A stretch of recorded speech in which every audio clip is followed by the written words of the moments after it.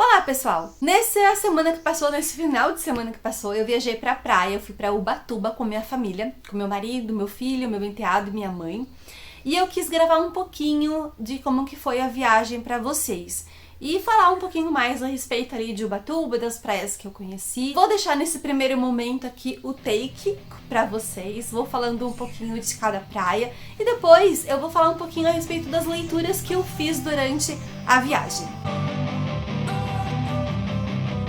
Don't wanna sleep in, cause I got something to prove. I gotta take what I hate and finally make a move. I think of you and all the shit you don't do. Well, I'ma make hella sure that I don't become you. I have no regrets, yeah, I'll tie up my chest. I'll never forget what it's like to be in debt. Been stabbed in the back bed, I'll show you what happens. Pass me the mic and I'll show you with action. I feel this pain, you already know. Turn that to gains, let my money show. I've got these things that I can't let go. Watch me turn this life into something that you can never own. I feel this pain, you already know. Turn that to gains, let my money show. I've got these things that I can't let go. Watch me turn this life into something that you can never own. Bem, a gente chegou em Ubatuba com o tempo nublado. A gente acabou chegando um pouco tarde e um pouco cansado, então a gente não foi pra praia. Nesse primeiro dia, a gente saiu um pouco tarde daqui também, então a gente preferiu desfazer as malas, dar uma voltinha, comer alguma coisa e voltar pro apartamento. Esse é um Airbnb que a gente alugou pra ficar. É bem bonitinho, apartamento pequenininho, mas bem bonitinho. O banheiro, o quarto do casal, o segundo quarto,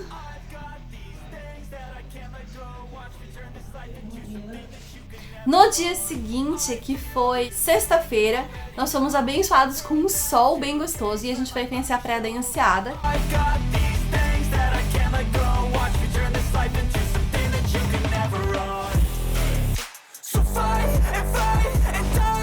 É uma praia que a gente não conhecia ainda. E é uma praia que, se você pesquisar no Google, ela fala que ela é ótima pra ir com criança, porque é uma praia que não tem onda, não tem muita onda. As ondas são pequenas, são ondas, é um mar mais tranquilo.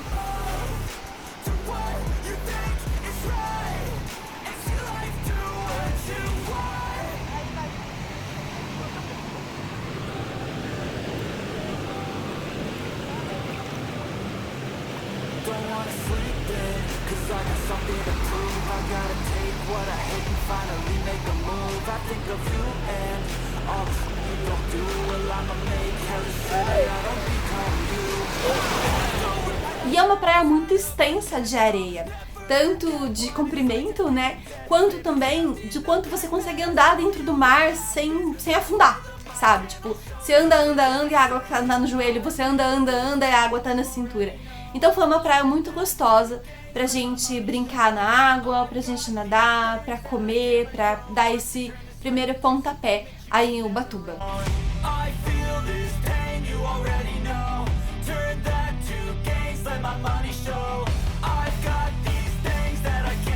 É uma praia de areia mais pisada, é uma areia que não gruda tanto na gente, não suja tanto. Achei isso bem interessante. E também, aonde nós ficamos, a praia estava bem limpa, tá? Bem limpa mesmo, não tinha sujeira no chão, sujeira do tipo de resto de embalagem, né? Sujeira do ser humano, assim, vamos dizer. No segundo dia, nós fomos pra praia de Santa Rita, que é uma praia que fica dentro do condomínio fechado. E aí, pra entrar, você tem que dar uma contribuição de R$20, que é pra manter a praia. E da última vez que nós fomos pra Ubatuba, a gente gostou muito dessa praia. Foi uma praia muito gostosa, é uma praia que não tava muito cheia, só que dessa vez, infelizmente, nós não tivemos a mesma sorte. A gente foi num sábado e a praia tava lotada, a gente pegou uma fila enorme pra entrar no condomínio, paramos bem longe da praia, tivemos que andar bastante. Chegamos lá, a gente não lembrava que a praia era em declínio. A praia não é reta, ela é em declínio, apesar de ser uma praia com pouca onda, uma praia indicada para crianças. Ela parece ser uma praia de tombo, mas ela não é, ela tem um mar bem rasinho também, assim, que dá pra brincar bastante com as crianças. Ela não costuma ter ondas muito fortes. Nesse final de semana que a gente foi, tinha ondas bem mais razoáveis, porque tinha chovido bastante, né, nos dias anteriores, então o mar estava um pouco mais agitado. A maré estava um pouco mais alta, mas não é uma coisa de muito costume ali na Praia da Santa Rita. Aí o tempo estava nublado, não tinha muito o que fazer, os meninos não estavam muito empolgados, nós resolvemos então andar de banana boat, que era uma coisa que eu nunca tinha feito, e os meninos também. Aí foi eu, o Gustavo e o Cauã.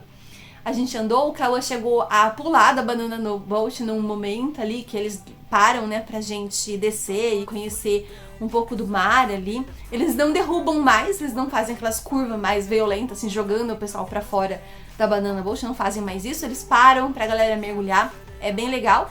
Foi um passeio bem rapidinho, um passeio meio caro, mas bem rapidinho, foi 40 minutos andando de banana boat e mergulhando. Foi bem difícil voltar a banana boat depois, por isso que eu não desci dela. Confesso que eu também fiquei um pouquinho de medo, fiquei. Como eu falei, a Praia da Santa Rita tava bem lotada, tinha muita gente, tinha bastante vendedor ambulante. Chega no momento que os vendedores ambulantes chega até a atrapalhar o passeio da gente, assim, porque é muita gente passando e oferecendo coisa o tempo inteiro. E às vezes eles param também com os carrinhos, assim, bem na frente da gente, sabe? E tampam totalmente a visão da praia. Então acaba se tornando um pouco desconfortável de vez em quando. No terceiro dia nós fomos conhecer a Praia do Lázaro, que era uma das praias também que eu tinha muita vontade de conhecer, porque olhando no Google, sempre falava que era uma praia muito bonita, uma praia muito linda, com um mar muito calmo também, com poucas ondas, ótimo pra ir com crianças. Eu sei, gente, que eu não tenho mais criança, tá? Eu tenho 2 adolescentes, que já, o Gustavo tá com quase 2 metros de altura, né? E o Cauã tá passando já o meu tamanho. Só que eu ainda tenho medo, tá? Eu ainda tenho medo, não tenho confiança aí de ir em praia com onda muito forte, porque a gente tem medo. A verdade é essa. Se eu pudesse botar aquelas boinhas de criança assim no bracinho do Cauã, eu botava. É que ele não deixa mais. E infelizmente essa foi a praia que eu menos gostei. Achei uma praia muito suja, muito feia, muito bagunçada. Tinha muito papel de sorvete, embalagem, canudinho, copo, muita coisa assim esparramada pelo chão. Uma praia muito suja. Tinha muita pomba também, era uma coisa que eu não tinha visto ainda ali em Ubatuba. Nas praias que eu tinha ido não tinha, Santa Rita não tem pomba, se eu não estou muito enganada. Mas a Praia do Lázaro tinha muita pomba mesmo. Apesar disso, foi uma praia que a gente conseguiu se divertir. Chegou num momento ali que deu uma tranquilizada, a gente conseguiu ir pra água, a gente brincou um pouquinho com a pranchinha. Eu comprei uma pranchinha pra eles, a gente começou a pegar a onda com a pranchinha ali e acabamos nos divertindo bastante. Também foi o dia que nós fomos conhecer o Projeto Tamar, o projeto das tartarugas marinhas. É um rolê meio caro também, não é uma entrada muito barata quando você vai com uma família grande.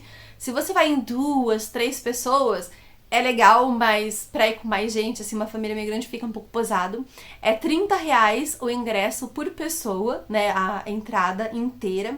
Eles têm meia entrada para estudantes e pessoas de idade e crianças menores de 12 anos. A gente conseguiu um desconto porque eles consideraram o Cauã e o Gustavo como crianças no pacote familiar. E aí a gente conseguiu ter um descontinho ali, mas a minha mãe teve que pagar a entrada cheia.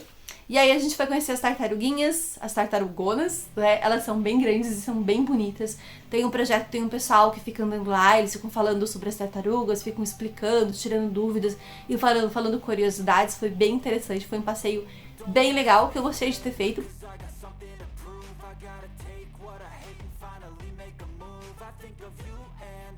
Meu filho falou que foi os R$100 mais mal gasto que eu já gastei na minha vida, mas eu acho que os R$100 mais mal gasto que eu já gastei na minha vida era a Banana Boat. Que foi legal andar? Foi, mas... sabe, só andar como se fosse andando em cima de um barco qualquer. Então, é legal, mas não faria de novo. I've got these things that I can't let go. Watch me turn this life into something that you can never own. I feel this pain, you already know. Turn that to gains, let my money show. I've got these things that I can't let go. Watch me turn this life into something that you can never own.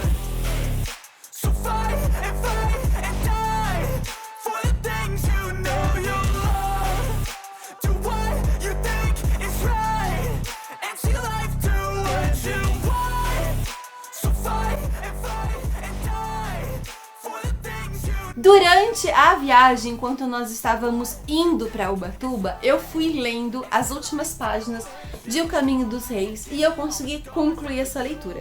Se você me segue lá no Instagram, você viu que eu compartilhei, né, que finalmente a leitura foi concluída de O Caminho dos Reis. E se você assistiu meus últimos vídeos, você sabe que eu tava com muita dificuldade pra fazer essa leitura aqui. O Brandon Sanderson é um autor que eu gosto bastante e que eu tenho gostado muito de ler os livros dele. Eu não concluí nenhuma série dele ainda, mas eu já li os 2 primeiros volumes da Primeira Era de Mistborn, tenho o terceiro, preciso ler, e tenho também os 3 primeiros volumes da Segunda Era. Já li os 2 primeiros volumes também da quadrilogia de Skyward, que é publicado pela editora Planeta, aqui no Brasil. São os 2 primeiros que a gente tem aqui, né? Eu já falei deles pra vocês também aqui no canal.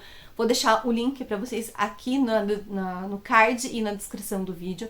E eu li também Coração de Aço, que é o primeiro volume da trilogia dos Executores, que é publicado pela editora Aleph. Eu tenho Elantris também. E agora eu fiz a leitura, então, de O Caminho dos Reis.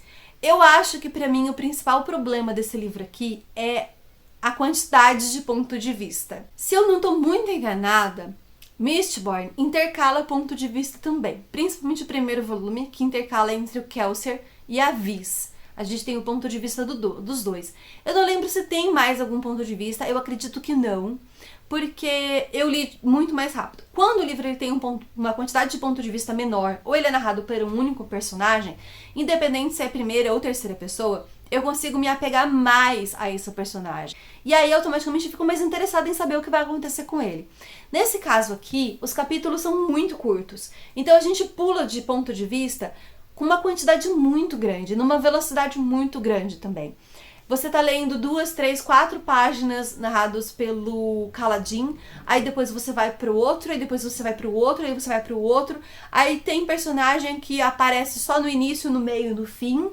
Não tem tanto ponto de vista narrado por ele. Chegou no fim, que teve um ponto de vista aqui de um personagem que eu falei, meu Deus, eu acho que é a primeira vez que ele aparece, porque eu não lembro da existência desse personagem. Ele também é um livro que tende a ter muito mais conversa, muito mais cenas paradas de conversa entre os personagens do que cena de batalhas, ação, luta, correria, tiro, porrada e bomba, né? Ele tem muito mais cenas focadas na trama política e também no desenvolvimento dos personagens. Então ele é um livro muito mais parado nessa questão. Ele não é um livro que tem tanta ação. Ação, normalmente eu leio mais rápido. Quando é uma ação, quando é uma correria, eu faço uma leitura muito mais rápida, porque me bate um desespero e eu quero saber o que vai acontecer. Isso acaba me prendendo muito na história. E diferentemente de cenas onde os personagens estão apenas conversando ou debatendo algum assunto. Teve alguns personagens aqui que eu demorei muito pra me apegar, como é o caso da Shallan, não lembro como é que pronuncia o nome dela aqui. Então, são muitos personagens, são muitos nomes, é muita gente, e eu acho que até a página 600, mais ou menos, eu não tinha conseguido ainda muito entender quem era quem. Eu não tava entendendo muito desse universo. Eu não tinha me apegado a nenhum personagem. Eu tava cansada do Kaladin. Eu achava ele um personagem chato pra cacete. E sabe, tipo, sinceramente, não tava fluindo, não tava sendo uma história legal, não tava sendo uma história interessante de ser lida. Aí, o que aconteceu? Eu assisti alguns drops que a Tami do Resenhou nos Sonhos fez, e onde ela tava explicando um pouco do universo dessa série aqui, e eu acho que isso deu uma esclarecida em algumas coisas da minha cabeça, ou talvez a empolgação com que ela fale dos drops acabou me atingindo e eu acabei ficando empolgada por tabela, talvez. Aí eu resolvi pegar essa leitura num final de semana, e aí a leitura rendeu. Eu consegui sair da página 600 e consegui chegar até a página 900, que foi uma sexta, um sábado e um domingo que eu passei lendo. E aí, a partir daí, a leitura começou a fluir um pouquinho mais pra mim. Consegui me apegar um pouquinho mais ao Kaladin, consegui me apegar um pouquinho mais ao Espinho Negro, consegui entender um pouquinho mais a respeito de alguns outros personagens. Teve algumas coisas que foram dando a entender, algumas revelações foram acontecendo. E aí eu fui ficando um pouco mais interessada no mundo e nos personagens de O Caminho dos Reis. Por fim, a segunda-feira amanheceu chovendo. Sábado e domingo também amanheceu chovendo, mas a gente esperou um pouco e, assim, por volta das 8 ou 10 horas da manhã, o céu clareou, apareceu um pouquinho de sol e a gente conseguiu aproveitar a praia. Mas na segunda-feira já era quase meio-dia e tava chovendo bastante ainda. Então a gente pensou em ir embora. E aí a gente se arrumou, fomos almoçar, fomos conhecer o shopping e o centrinho histórico ali de Ubatuba. Um centrinho bem bonitinho que tem ali, com várias lojinhas.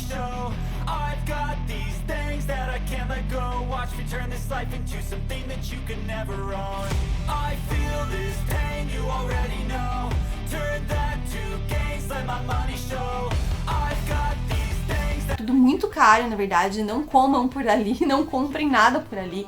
É só bonito de ver, porque é um absurdo de caro. Eu entrei na Nobel, achei, gente, fazia um século que eu não via uma livraria Nobel na minha vida. Aí tinha uma lá, eu entrei, dei uma xeretada, olhei livros, foi bem legal. Não comprei nada também, porque é tudo muito caro. Tudo tava mais barato na Amazon. E aí a gente andou um pouco, foi conhecer o shopping, que é um shopping novo, né, que abriu ali em Ubatuba. Achei muito esquisito, é um shopping completamente aberto. Ele não tem paredes, assim, não tem telhado. Achei uma coisa muito tendência. Mentira, achei bonito, mas muito esquisito. E aí a gente foi procurar um lugar pra comer e pra ir embora. E aí enquanto a gente tava almoçando aconteceu o quê? Sim, o sol abriu. O sol abriu e a gente ficou, putz, e agora? A gente volta pro apartamento, pega as coisas e vai pra praia, ou a gente só fica andando um pouco mesmo e aproveita o dia? Aí a gente resolveu tomar um sorvete, sorvete mais caro que eu já tomei na minha vida. Pois é, eu olhei lá, tava R$13,90, achei que era o quilo, como eu sou burra e ingênua, era a grama. E eu paguei R$35 em 3 bolas de sorvete, gente do céu. Desculpem se mudar alguma coisa aqui na iluminação, no foco, na posição, mas a memória do celular acabou. E aí eu tive que passar tudo que eu já tinha pro computador pra conseguir continuar gravando. Pois é. Isso tudo de foto de gato, tá, gente? Se vocês verem a quantidade de foto de vídeo que eu tenho no celular de gato, vocês ficam surpresos. Nós fomos conhecer a praia de Perequiaçu, que fica ali meio próximo, né, de Itaguá, que é onde a gente alugou o apartamento e onde a gente estava comendo. E é uma praia que eu gostei bastante, só que é uma praia que tem muito maré de retorno. Tem bastante salva-vidas, tem bastante placa de perigo, que é quando o mar tá puxando. E eles têm bastante onda, é uma praia de muita onda, uma praia de mar fundo, pelo menos na grande parte da extensão da praia. Já do lado direito, o mar é bem calmo, é bem rasinho, tem aquelas pedras, aquela história de piscina natural e tal. Mas também tem uma plaquinha de perigo lá, de mar puxando, né, de maré de retorno, então é bom observar. Mas é uma praia que eu gostei, uma praia que, inclusive, a gente estava pensando em ficar se nós retornarmos para Ubatuba numa próxima vez, que essa já é a segunda vez que a gente vai, então eu acredito que a gente não vai retornar numa próxima vez, mas enfim. A única parte ruim é que tinha muito lixo. Novamente, é uma praia que acredito ser de bastante movimento, tem muita casa, muito apartamento, bem na cara da praia, assim, então acredito que é uma praia que muita gente fica, tem bastante quiosque, tem bastante venda, né, dos ambulantes, então é uma praia mais acessível, uma praia bem pertinho do centro de Itaguá, que tem muito restaurante, muita coisa pra fazer, né, bastante opção de comer. Então acredito que seja uma praia bem procurada. Como nós fomos na segunda-feira, tava bem tranquilo, não tava tão movimentado. Ainda assim tinha bastante gente. Tinha bastante gente pegando onda, foi bem legal ver o pessoal pegando onda. E lá no cantinho tinha um monte de lixo, assim, que eu fiquei bem triste de ver, sabe? Eu me chateio bastante quando eu vejo esse tipo de coisa, porque, cara, como que você tem a capacidade, sabe, de ir numa praia, num lugar maravilhoso desse, aproveitar um final de semana com a sua família e jogar lixo no chão? Pra mim isso não faz sentido, não faz sentido. É muita falta de respeito, é muita falta de educação, é muita porquice fazer um negócio desse, eu acho. De Itaguá, eu quis ir conhecer a Gruta que Chora. Foi um baita de um rolê pra quem conhece Ubatuba. Eu tava indo na Perequiaçu, na verdade, né, pra frente um pouquinho de Itaguá, e nós retornamos quase 20 quilômetros pra praia do Sununga, que é onde fica a Gruta que Chora, porque a gente não ia pegar praia mesmo, né? A gente tinha almoçado, tava muito empanturrado, tava todo mundo limpinho, ninguém queria ficar se sujando na areia naquele dia. E fora também que o céu tava assim, eu vou chover mais tarde, hein? Olha que eu vou chover, hein? Eu vou chover mais tarde, eu vou te pegar desprevenido. E aí a gente foi pra Praia do Sununga, então, pra conhecer a Gruta que Chora. E é a segunda vez que eu meto a gente nesses rolê ali em Ubatuba e que só Jesus na causa. Bem, a Praia da Sununga é uma praia de... eu esqueci como que chama agora, é quando eles pegam a onda saindo da areia e vai e faz assim com a prancha. Eu filmei uma parte aí pra vocês, tá? Vou deixar pra vocês entenderem o que eu tô falando, que eu não sei explicar. É onda muito forte mesmo. Não é uma praia que dá pra pessoas que não sabem nadar entrar na água, tá? É muito forte as ondas, é de muito mar, é muito violento aí. É uma praia de tomba, uma praia muito bonita, tem muita concha no chão. O chão assim da praia é muito bonito de ver. E fica num cantinho, é uma praia bem pequenininha, sabe? Que fica num cantinho, num bairro que não é asfaltado, é lama, é buraco pra conseguir chegar nessa praia. Mas tem bastante hotel, tem bastante pousada ali. Apesar de tudo, deve ser um lugar bem procurado, né? Pra quem gosta, de repente, de praticar o esporte com a prancha e tal. A Gruta que Chora, eu esperava uma caverna, sabe? Grande, com estalatite, sei lá como se chama aquele negócio que fica assim, que a água fosse pingando dela. Eu esperava um negócio assim, bem legal. E é um buraco na rocha. É um buraco na rocha, um buraco grande. É um buraco grande, dá pra você entrar dentro. E a água fica escorrendo por fora, porque provavelmente deve ter alguma nascente de água lá em cima e a água fica escorrendo pela pedra. É isso. Foi muito decepcionante, na verdade. A gente foi lá, molhou o pé, corremos das ondas, damos um pouco de risada, que a gente é tudo besta, e fomos embora. Aí a gente foi embora pro apartamento, jantamos e no dia seguinte pegamos a estrada pra vir embora. E durante a minha estadia lá e também durante o retorno, eu concluí a leitura de As Bruxas no Meu Quintal, do Pablo Prachetes, ou Prachetes, não sei como que pronuncia o sobrenome do Pablo, que é uma fantasia nacional publicada pela editora Corvos, que tem como protagonista, então, essa bruxa chamada Salete, que no início da história tem mais de 80 anos. É uma história que se passa no Nordeste brasileiro, então ele é riquíssimo na cultura desse povo e também na forma como eles falam e tudo mais, sabe? Em comidas, em forma de falar, em forma de se expressar, é bem interessante.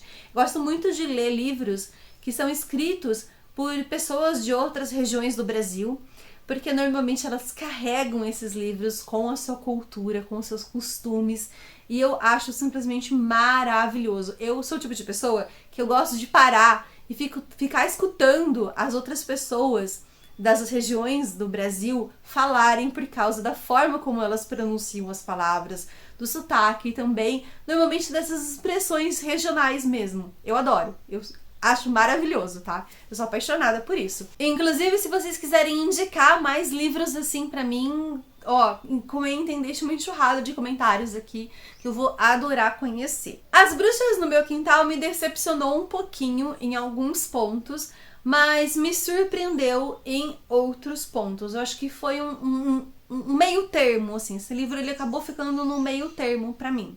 Eu esperava que fosse uma história mais linear. Chegou no meio da leitura, eu achei que eram contos da vida da Salete, mas no final as histórias acabaram se ligando.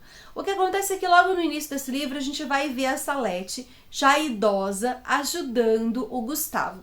O Gustavo bate então na porta da casa dela porque sabe que ela tem essa fama de bruxa e ele pede uma poção do amor porque ele quer dar essa poção do amor pro João, né? Porque ele quer que o João se apaixone por ele e ame ele tanto quanto ele ama o João. E a Salete vai lá, ela dá uma água com açúcar pro menino, porque ela, boa bruxa que é, ela sabe que os dois só precisam de um empurrãozinho pra ficarem juntas.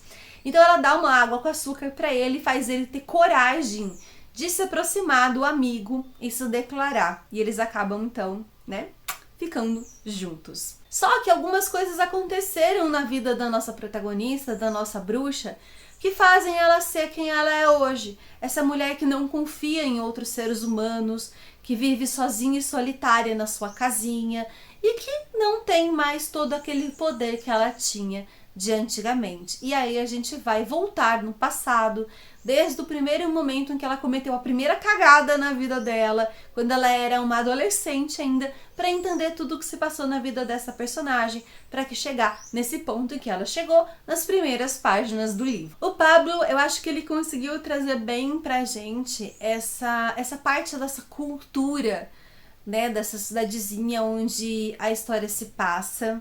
Ele fala bastante a respeito das comidas, dos festivais, da música. Ele carrega os personagens dele com fala e expressões que as pessoas dessa região usam bastante. Então, é uma história muito encantadora nesse ponto. Porém, a parte dos rituais mágicos, das ervas mágicas, eu acho que faltou alguma coisa pra mim, sabe? Pra mim faltou alguma coisa. Eu acho que foi muito...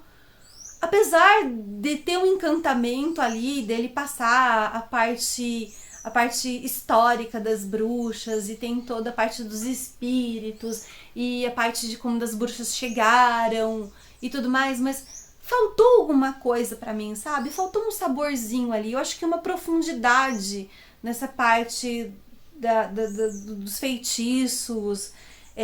Ele conseguiu criar uns feitiços bem legais, elas falam umas coisas com ritmo, que rima uma coisa na outra. Eu gosto muito disso. Eu gosto de quem sabe rimar, porque eu sou péssima em fazer rima.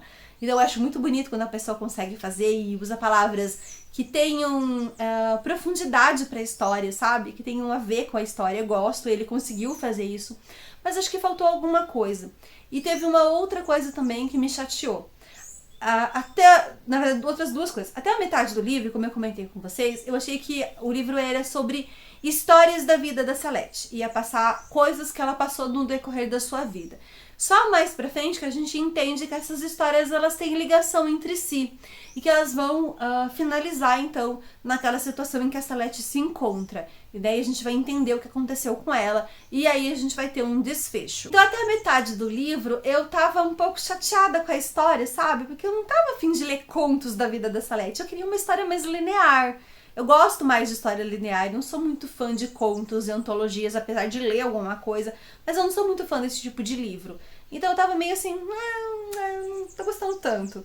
Quando as histórias começaram a se conectar, quando as coisas começaram a puxar, a se amarrar uma ponta na outra ali, aí eu comecei a ficar um pouquinho mais interessada. Comecei a ficar, aqui nós temos uma coisa interessante. E aí eu comecei a ler com um pouco mais de vontade. Só que chegou num momento em que eu comecei a me recordar do que algumas meninas que fazem parte, né, da comunidade LGBT falam a respeito de romances sáficos. Criticam muito o meio literário e também séries e filmes que retratam romance entre meninas. Que é o fato de as séries e os livros nunca terem tanto apelo, nunca serem tão bem divulgadas ou nunca terem continuidade. O romance sáfico é sempre meio que deixado de lado no meio da literatura LGBT. A gente tem muita produção de romance sáfico, mas parece que esses livros eles não atingem tanto o alvo, o estrelato, não tem tanto a luz do sol neles quanto livros de romance aquilianos têm, né? Vejo elas reclamarem muito disso, e o quanto os romances sáficos são injustiçados e tal. E o Pablo fez uma coisa no livro que me deixou meio chateada. A gente tem duas representações aqui de romance aquiliano, que são o Gustavo e o João, lá no início da história, né? Que são dois meninos que se apaixonam. E aquela história que começou toda cagada na vida da Salete, que também é uma história de romance entre meninos. E quando chegou a vez da Salete, eu acho que ficou meio cagado. Eu não gostei dessa parte. Eu não gostei dessa parte desse romance. E eu achei que se nem existisse, sabe, seria melhor. Se nem estivesse ali, eu acho que seria melhor. Porque eu não gostei da forma como ficou. e eu não gostei da forma como foi retratado. Particularmente não curti. E aí eu acabei reduzindo um pouco a nota do livro por conta disso, porque eu fiquei um pouco chateada com essa parte. Mas assim, gente, é uma leitura muito fluida, muito dinâmica, é um livro muito bonito. Ele é curtinho, ele tem acho que 212 páginas, alguma coisa assim, isso, 212 páginas. E a minha edição, né, tem autógrafo do autor num adesivinho, porque eu apoiei no financiamento coletivo que a editora fez. Veio com um marcador, veio com uma cartelinha de adesivos muito simpática, muito bonita, gostei bastante. Veio também com uma cartinha de um personagem que ele escreve pra Salete, gostei bastante, Salete na verdade, dia que tem que é datado 1975. Achei muito bonito, né? O autor fez uma letra legal e tentou deixar a folha assim meio antiga, eu achei bem legal. O livro é ilustrado. Quando termina as histórias da vida da Salete, sempre tem uma ilustração, assim, ó, no início, sempre tem uma ilustração, são ilustrações muito bonitas, que eu gostei bastante. Aqui a gente tem a nossa protagonista jovem, aqui ó, a gente tem a nossa protagonista fodona, forte, uma bruxona realmente, gente, só falta uma vassoura pra ela. E então todo o início, assim, ó, tem uma ilustração bem legal. E é um livro bem gostoso de ler, como eu comentei com vocês. Se vocês tiverem a oportunidade, sei lá, de pegar no Kindle, de pegar o livro físico, acharem uma promoção, do jeito que vocês acharem que vocês têm que pegar, gente, peguem. Porque é um livro que eu gostei bastante de ter lido, apesar de acabar ficando com esse meio termo, né?